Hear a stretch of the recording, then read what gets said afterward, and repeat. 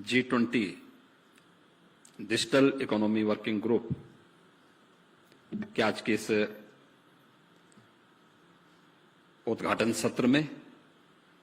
मंच पर उपस्थित भारत सरकार के माननीय रेल, संचार, इलेक्ट्रॉनिक्स एवं सूचना प्रौद्योगिकी मंत्रालय के माननीय मंत्री श्री अश्विनी वैष्णव जी, भारत सरकार के भारी उद्योग के माननीय मंत्री श्री महेंद्र नाथ पांडे जी, इलेक्ट्रॉनिक्स एवं सूचना प्रौद्योगिकी तथा कौशल विकास और उद्यमिता मंत्रालय भारत सरकार के माननीय राज्य मंत्री श्री राजीव चंद्रशेखर जी, प्रदेश के मुख्य सचिव श्री दुर्गा शंकर मिश्र जी, सचिव इलेक्ट्रॉनिक्स एवं सूचना प्रौद्योगिकी मंत्रालय भारत सरकार श्री एलकेएस कुमार शर्मा जी, G20 समूह से जुड़े हुए सभी देशों के सम्मानित प्रतिनिधिगण, आमंत्रित देशों और संगठनों के सभी उपस्थित प्रतिनिधिगण, उपस्थित मीडिया के मित्रों, भारत के हृदय स्थल उत्तर प्रदेश की राजधानी लखनऊ में मैं आप सबका हृदय से स्वागत करता हूं। उत्तर प्रदेश की सरकार की ओर से भी और उत्तर प्रदेश की जनता की ओर से भी आप सबका स्वागत करते हुए मुझे अत्यंत प्रसन्नता की अनुभूति हो रही है। भारत की आबादी की दृष्टि से उत्तर प्रदेश सबसे बड़ा राज्य है। 25 करोड़ की आबादी इस राज्य में निवास करती है। यह भारत की आध्यात्मिक और सांस्कृतिक विरासत का प्रतिनिधित्व भी करता है। भारत की सबसे उर्वरा भूमि भी उत्तर प्रदेश के अंदर है। भारत की कुल कृषि योग्य भूमि में से 11% भूमि उत्तर प्रदेश के पास है, लेकिन इसमें 20% खाद्यान्न उत्पादन उत्तर प्रदेश करता है। भारत का सबसे अच्छा जल संसाधन भी उत्तर प्रदेश के पास है। भारत के पास कुल आबादी का सबसे बड़ा राज्य होने के नाते सबसे युवा शक्ति भी उत्तर प्रदेश के पास मौजूद है और आधुनिक अर्थव्यवस्था की दृष्टि से जो एक महत्वपूर्ण आधार एमएसएमई का बेस चाहिए, ऐसे 96 लाख एमएसएमई की यूनिट भी उत्तर प्रदेश के पास मौजूद है। भारत के एक ऐसे राज्य की राजधानी लखनऊ में, जो अपनी पौराणिक और ऐतिहासिक पृष्ठभूमि के रूप में जाना जाता है, G20 समूह से जुड़े हुए विभिन्न देशों से आए हुए आप सभी सम्मानित अतिथियों का, सहयोगी मित्र देशों के सभी सम्मानित प्रतिनिधियों का, संगठनों से जुड़े हुए प्रतिनिधियों का मुझे उत्तर प्रदेश शासन की ओर से यहां पर स्वागत करते हुए प्रसन्नता की अनुभूति हो रही है। मैं इस अवसर पर आप सबका हृदय से स्वागत और अभिनंदन करता हूं। यह हमारे देश के लिए एक सौभाग्य का क्षण है कि जब हमारे देश भारत ने अपनी आजादी के अमृत काल के प्रथम वर्ष में प्रवेश किया है, तब दुनिया के इन सभी प्रतिष्ठित 20 देशों के समूहों की अध्यक्षता 1 वर्ष तक भारत के नेतृत्व में भारत के यशस्वी प्रधानमंत्री आदरणीय श्री नरेंद्र मोदी जी के नेतृत्व में ये सभी कार्यक्रम का एक अवसर भारत को प्राप्त हुआ है। हम सब जानते हैं, पिछले 9 वर्ष के अंदर वैश्विक मंच पर भारत की प्रतिष्ठा को आगे बढ़ाने और दुनिया के हर एक उस अवसर पर जब भी दुनिया को एक नई दिशा देने की बात रही हो, वह प्रधानमंत्री मोदी जी ने दुनिया के देशों के सभी नेतृत्व के साथ मिलकर के समाधान की ओर से बढ़ाने में अपनी बड़ी भूमिका का निर्वहन किया है। आज आदरणीय प्रधानमंत्री मोदी जी के मार्गदर्शन में उत्तर प्रदेश सरकार गवर्नेंस के विभिन्न आयामों में अत्याधुनिक तकनीक और डिजिटाइजेशन को अपनाकर प्रदेश की एक बड़ी आबादी को अपनी सुविधा उपलब्ध करवाने का कार्य कर रही है। हम सब जानते हैं कि उत्तर प्रदेश भारत की आबादी की जितनी बड़ी आबादी का प्रतिनिधित्व कर रहा है, वह भारत की कुल आबादी का लगभग हर छठा व्यक्ति उत्तर प्रदेश में निवास करता है। तकनीक का उपयोग करते हुए हम लोग इतनी बड़ी आबादी के साथ में पूरी पारदर्शी तरीके से कार्य कर रहे हैं और तकनीक का लाभ किस रूप में प्रदेश के वासियों को प्राप्त हो रहा है, यह देश की सबसे बड़ी खाद्यान्न योजना पब्लिक डिस्ट्रीब्यूशन सिस्टम के माध्यम से उत्तर प्रदेश के अंदर देखी जा सकती है। उत्तर प्रदेश के अंदर 80,000 फेयर प्राइस शॉप्स हैं। अक्सर एक बात की शिकायत होती थी आज से 6 वर्ष पहले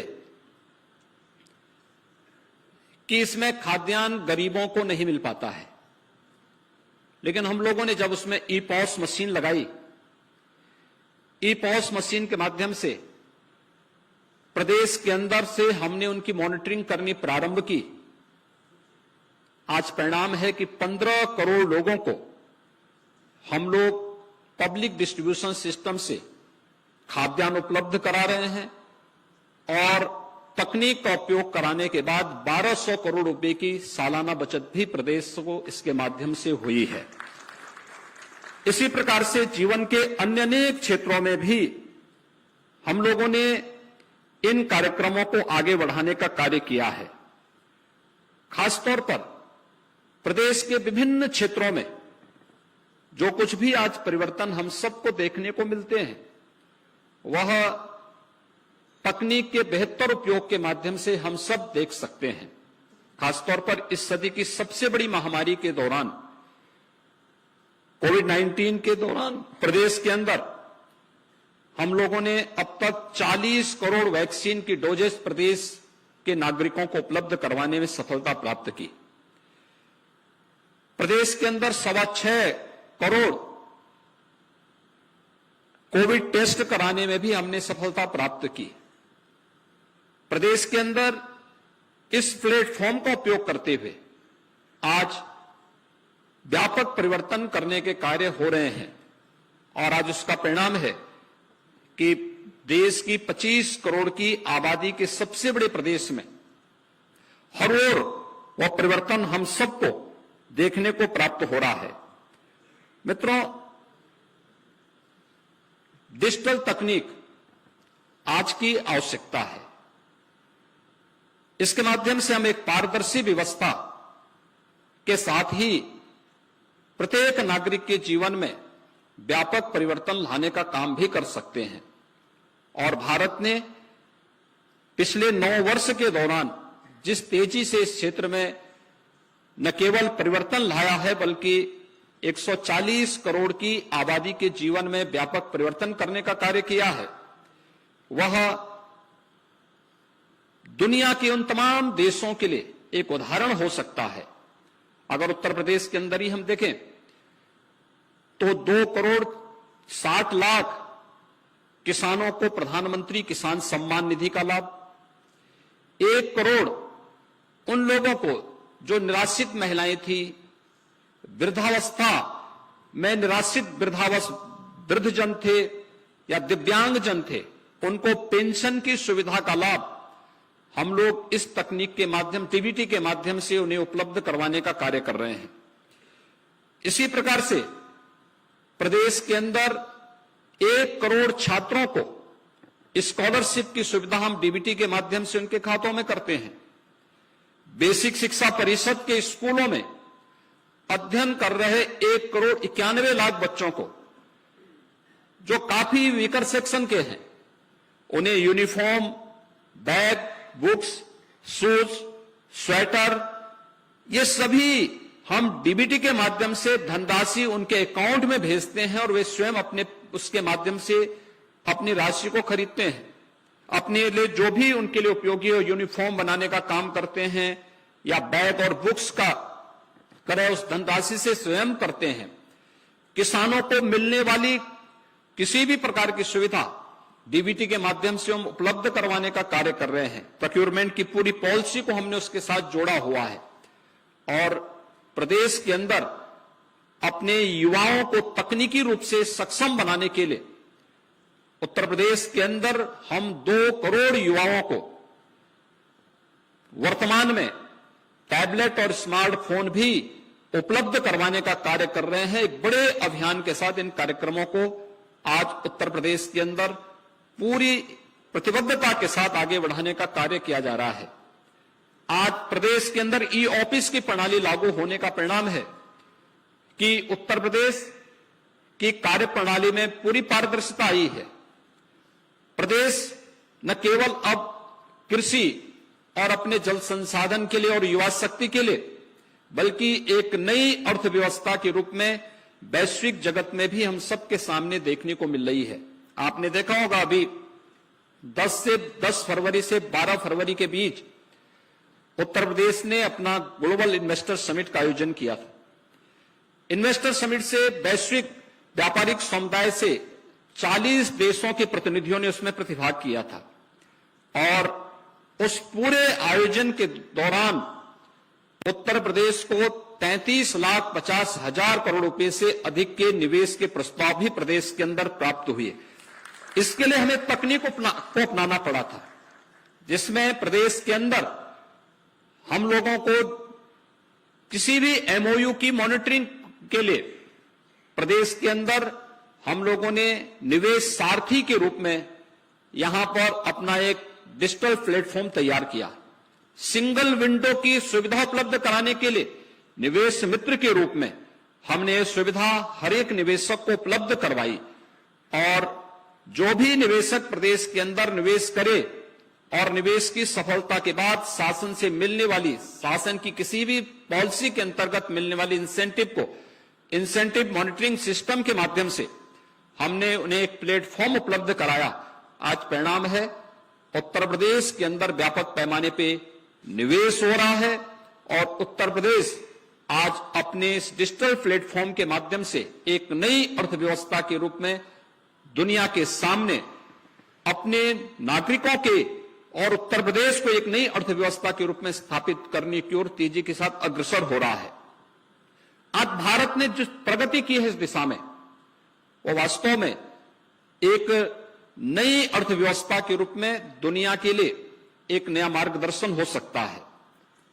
खासतौर पर G20 के लिए जो थीम निर्धारित किया गया है, वह भारत की प्राचीन थीम है, जो वास्तव में वसुधैव कुटुंबकम के साथ हम सबको जोड़ता है। 1 अर्थ, 1 फैमिली, 1 फ्यूचर। ये वास्तव में भारत का वो प्राचीन श्लोक है जो भारत की दुनिया के बारे में उस सोच को प्रदर्शित करता है, जिसमें हमने जो कुछ भी हमारे पास था या भारत के पास है, उसको हम लोगों ने कहीं भी किसी राग द्वेष के या किसी भी अन्य अहंकार के कभी ये नहीं कहा कि ये मेरा है तो इस पे मेरा ही एकाधिकार है। हमने कभी इस बात को नहीं सोचा। भारतीय मनीषा ने तो एक ही बात कही थी, अयम निज परोवेति गणना लघु चेतसाम उदार चरिता नाम तो वसुधैव कुटुंबकम। और वसुधैव कुटुंबकम के इस भाव को, जिसमें 1 अर्थ, 1 फैमिली, 1 फ्यूचर की भावना निहित है, जो आज जो G20 के इस थीम के साथ आज डिजिटल इकोनॉमी वर्किंग ग्रुप की इस बैठक के साथ हम उत्तर प्रदेश की राजधानी में यहां पर एकत्र बैठे हुए हैं। निश्चित ही डिजिटल इकोनॉमी वसुधैव कुटुंबकम के इस भाव के साथ पूरी दुनिया को एक परिवार के रूप में आगे बढ़ाने में मदद कर सकती है, उनके जीवन में और मानवता के जीवन में व्यापक कल्याण का भाव लेकर के आगे बढ़ सकती है। मुझे पूरा विश्वास है कि G20 वर्किंग ग्रुप की यह बैठक उत्तर प्रदेश की राजधानी लखनऊ में आप सभी आए हैं, कुछ नए मुद्दों को लेकर के आगे बढ़ेगी और मानवता के कल्याण के मार्ग को प्रशस्त करते हुए आप सभी एक नई दिशा देने का कार्य करेंगे। आज के इस अवसर पर आप सब ने उत्तर प्रदेश की राजधानी में डिजिटल इकोनॉमिक ग्रुप की इस प्रथम बैठक में उपस्थित होकर के उत्तर प्रदेश के कार्यक्रम को आगे बढ़ाने में अपनी मदद की, क्योंकि ये लगातार 5 दिनों के 2 इवेंट 5 दिनों के अंदर उत्तर प्रदेश के अंदर संपन्न हो रहे हैं। मैं इसके लिए आदरणीय प्रधानमंत्री जी का, केंद्रीय मंत्री माननीय श्री अश्विनी वैष्णव जी का और उनकी पूरी टीम का हृदय से आभार व्यक्त करता हूं। आप सबका मैं हृदय से यहां पर स्वागत करता हूं, अभिनंदन करता हूं और मुझे पूरा विश्वास है कि G20 डिजिटल इकोनॉमिक ग्रुप की यह बैठक निश्चित ही देश को और दुनिया को एक नई दिशा देने का कार्य करेगा। इस पूरे अभियान की प्रति मेरी शुभकामनाएं हैं। धन्यवाद। जय हिंद।